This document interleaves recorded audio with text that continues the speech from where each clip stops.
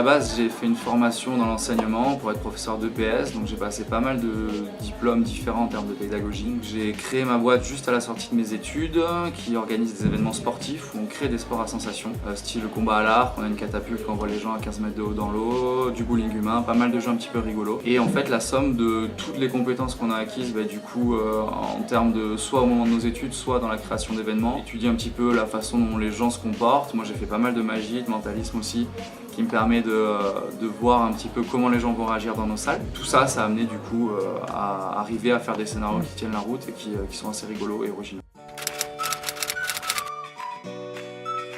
En fait, on a des thèmes qui sont quand même assez classiques, mais on essaie d'y apporter une dose d'originalité, que ce soit à travers les mécanismes ou à travers le scénario, avec par exemple Guantanamo, où la prison c'est un thème qu'on peut retrouver partout en France, mais le fait qu'il y ait un traître change totalement la façon d'avoir des jeux. Le sarcophage, on voulait un univers un petit peu qui fait rêver les gens, qui est accessible aussi aux familles. On s'est dit que c'était quelque chose, on voulait quelque chose d'assez joli, et un petit peu à la Indiana Jones du coup, avec des mécanismes, on ne sait pas trop d'où ils sortent, on pose une statuette, ça va déverrouiller quelque chose, pourtant il n'y a pas de fil. Du coup, c'est moi qui fais les scénarios et après, avec des amis, on fait toute la partie mécanisme. On travaille tous ensemble sur la partie déco également.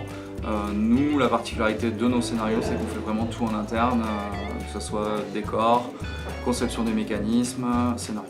Voilà.